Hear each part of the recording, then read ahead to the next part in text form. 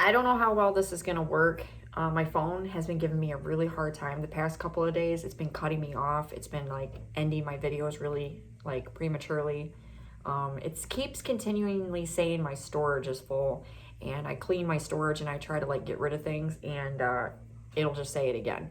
I've had problems in the past with my phone, and I've had to factory reset it because of this problem.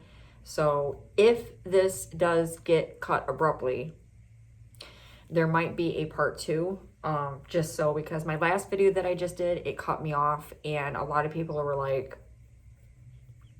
what happened? So I'm gonna eat some pizza because I'm starving. I'm sick and I need to eat too. Obviously you gotta eat to replenish yourself, so that's what we're gonna do. I don't have my water with me, so I'm probably gonna start hacking and coughing. So the story that I was talking about before the video abruptly ended, I was talking about a friend from my old neighborhood that I used to live at. Like I said, I've always had problems with girls. I actually have always had problems keeping friends in general. A lot of people that I let into my life, they're always it's always with an ulterior motive, or they are just not genuine people. And it is a huge problem with me, because the problem is I waste a lot of time and I waste a lot of years on, these people that I could have been focusing all that time on other things and other people and other situations, and I don't. And then I always end up getting hurt in the end, and it's really, it's disappointing. So, she was a friend from my old neighborhood, and she used to kind of like babysit my kids, and she used to hang out with me, and we were kind of just, because we lived in the same neighborhood, so we kind of just, we knew everything that was going on and stuff like that.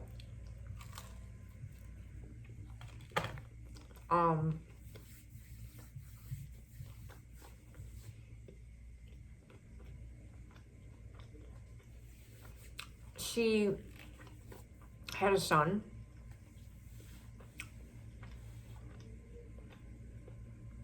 and he was mentally disabled. So we kind of bonded on that. She understood exactly what I was going through. She got it because her son had the same problems. So it was really easy, for us to strike up a conversation. And also it was really easy when you live in the same dang neighborhood. You're going through all the same struggles, and I would help her, she would help me.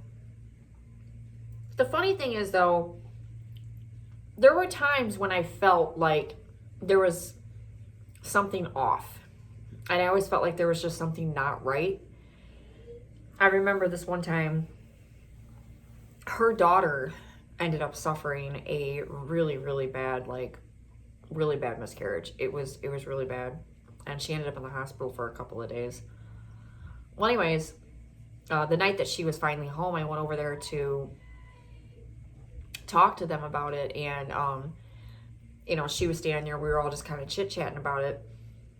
I could feel that she was irritated about something. I had no idea what it was, but it was almost like a jealousy thing, because me and my husband were trying to conceive at that time, and I might have actually been pregnant at that time. It might have been right before I lost the baby in my own struggle. But I was talking, and she all of a sudden, just out of nowhere, just smacks me like really hard on my back, like super hard. And it shocked me, because I was like, what the hell was that? And she just kind of kept talking. She basically was like, she was trying to blow it off as, she was expressing herself and she was talking, but the way that she did it, I could tell. Another time, there would be times when I would try to talk to her about things, or I would try to approach her, and she would be very cold, very distant. She wouldn't really talk much. She would be very argumentative, where if I approached her with a problem that I was having, she would basically blame it on me and say it was my fault, and kind of like a very, what are you going to kind of do about it situation? Not my problem kind of thing. And it was just really confusing. I didn't really understand. And, you know, me as a person, and when there's somebody's having an issue or things like that, I try to be there for them as much as I possibly can. And usually when someone's going through something, you try to be sympathetic, you try to understand. And I remember this one time we were living here, and she messaged me at night, and she said that she was being evicted, that she only had a certain amount of time and she was being thrown out of our old neighborhood that we were living in.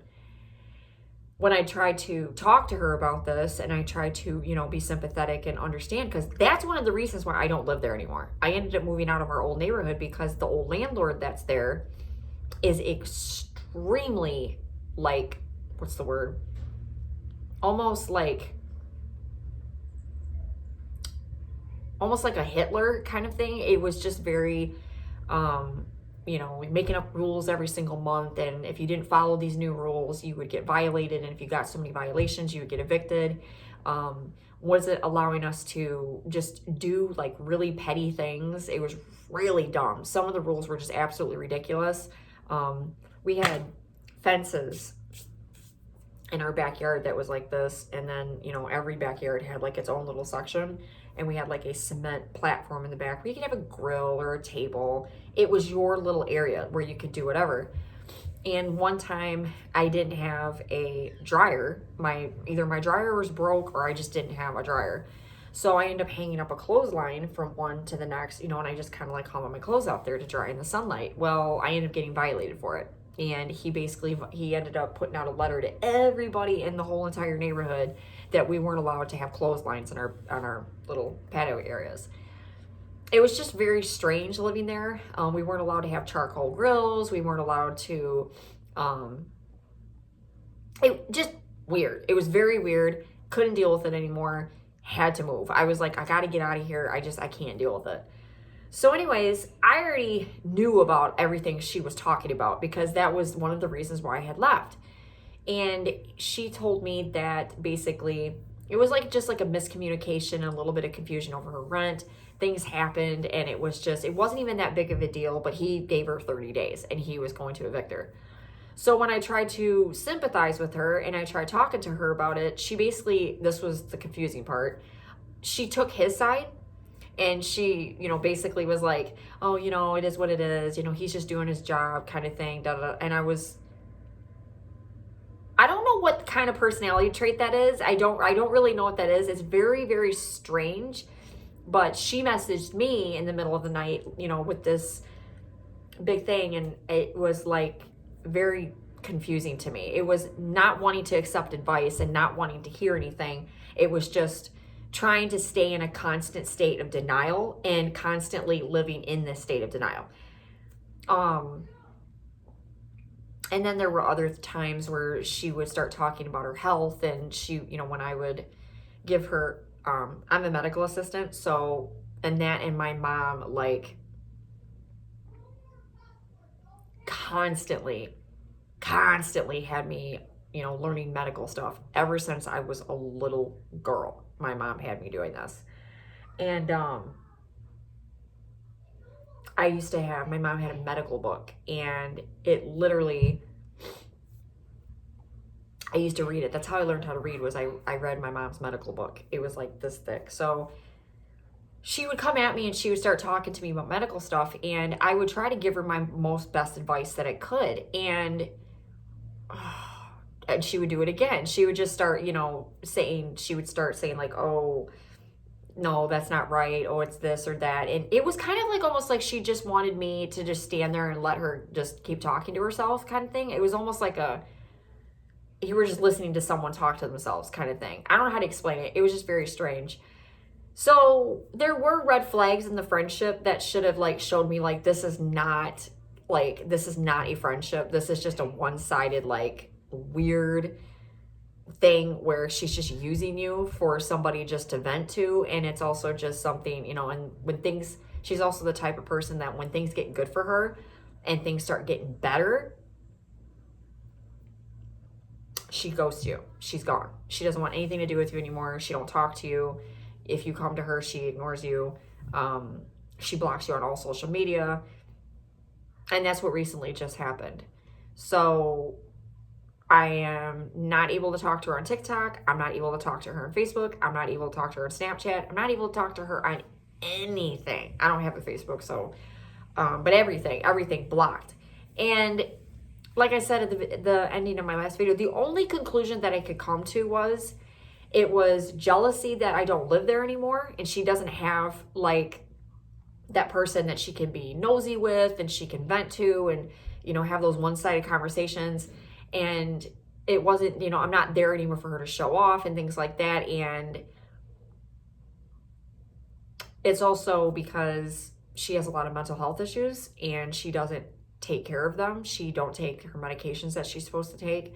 So she assumes a lot of things and she believes a lot of things that are just not true. And even when I try to tell her things or I try to communicate things to her, she doesn't, like I said, she doesn't listen. She's always in a state of denial. And the very last conversation I had with her, like I said, I got blocked and everything. And I ended up messaging her. And I said, I just wanted to give you a heads up because I saw a post that she had wrote on her Facebook about, I thought you were my friend, and it was very insulting. Like, she said all this other stuff, and I was like, I wonder if she's talking about me. So I messaged her, and I said, hey, I just want to give you a heads up. I didn't block you or nothing. I said, I just, you know, I take breaks from Facebook every so often, and I just deactivate my account. Yeah, she was in this state again where she makes things up, and she believes things, and when you try to talk to her about anything, it's just another state of denial. So my problem is, and I do this with a lot of people in my life, I will let people continue to keep doing things to me and using me and abusing me and, you know, wasting my time on people. And it's a character flaw. It really is. It is a character flaw because I was reading something a while ago that said that people that do that, they don't really have like a lot of belief in themselves, and they don't really have a lot of, you know, morals about themselves. They don't, it's codependency, the codependent, you know, relying on somebody else and relying on other people to bring them up. And it's just not a good trait to have. It's a very bad trait to have because when these things happen, you basically, you kind of lose a part of yourself, and then you kind of just start to feel a little off. You just don't feel like you're a whole person. And I had a really, really, really, really, really, really, really, really hard time with my ex-husband when my first marriage ended. That was hard. My son's coming. You can't be on camera, okay? Because you're in your undies. That's as far as you can go. What do you want? Can you go, please? I don't want to start this video all over again. My subscribers wanted to hear the rest of the story. So can you please go? I don't want to start this all over again.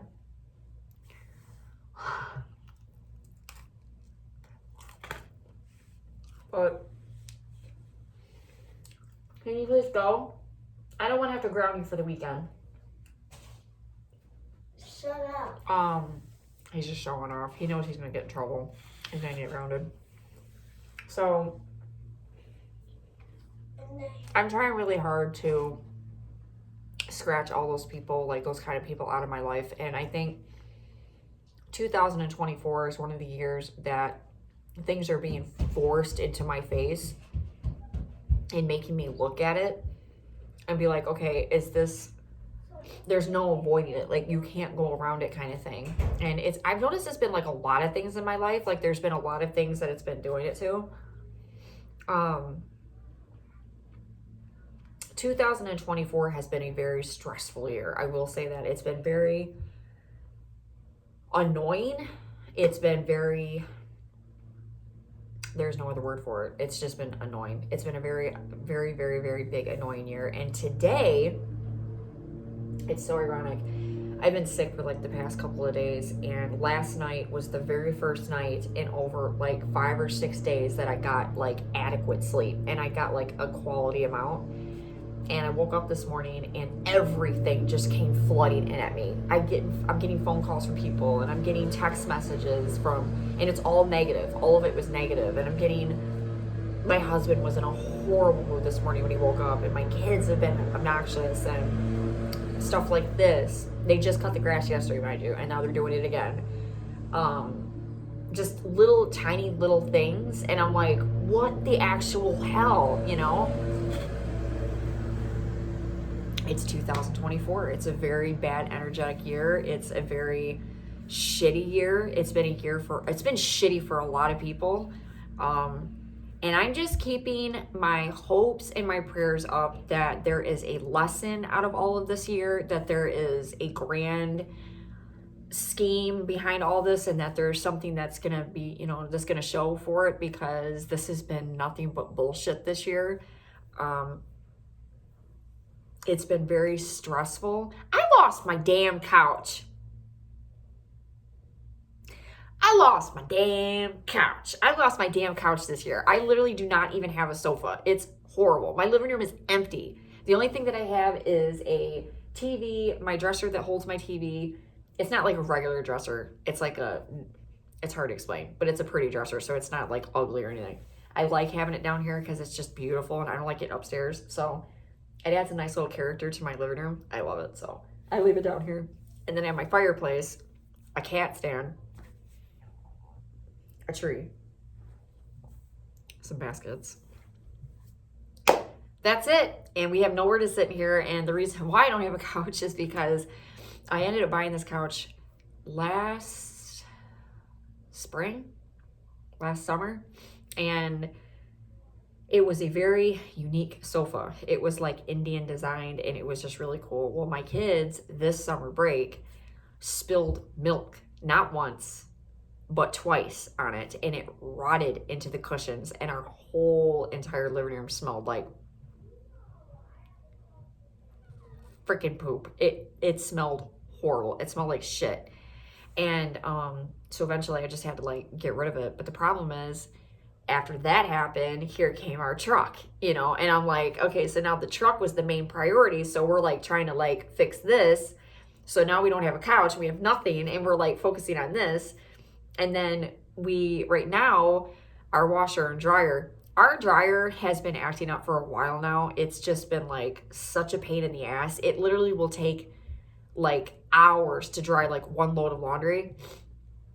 So, but we rent it right now. We've been renting our washer and dryer, and it's acting up. So now we're about ready to lose our washer and dryer. So we're not going to have that. And it's because we're focusing on this like truck, and we're trying to like get this thing going. So it's just been one of these months where it's just like a long pain in the ass, and it's just been really extensive. And yesterday when I made that video, I was really like not feeling well at all, and I was having really bad PMDD. I'm still having bad PMDD.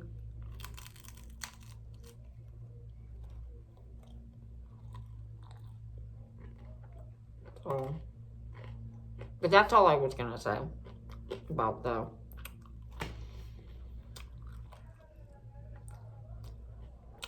friendships are stupid.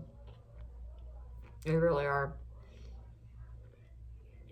If you find that right friend,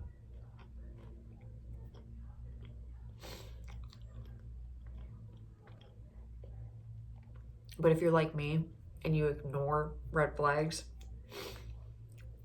man, it's such a waste of time, because you will eventually find out what they're really like.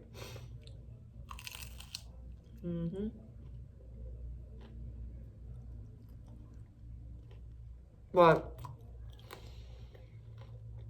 her grandson is friends, or was friends, with my kids. So I wanted to take them over there.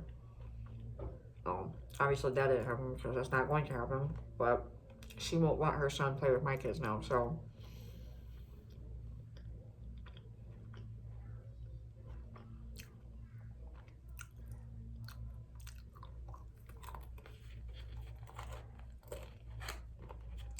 So anyway, that's it. That's all I was gonna say. Nibble on some pizza. Really watch the people that you talk to, and don't ignore red flags. If you start to see it, don't ignore it, because you're really just wasting your time. You're just wasting your time, and that's it. That's all. Peace out. Hope to speak to y'all again soon.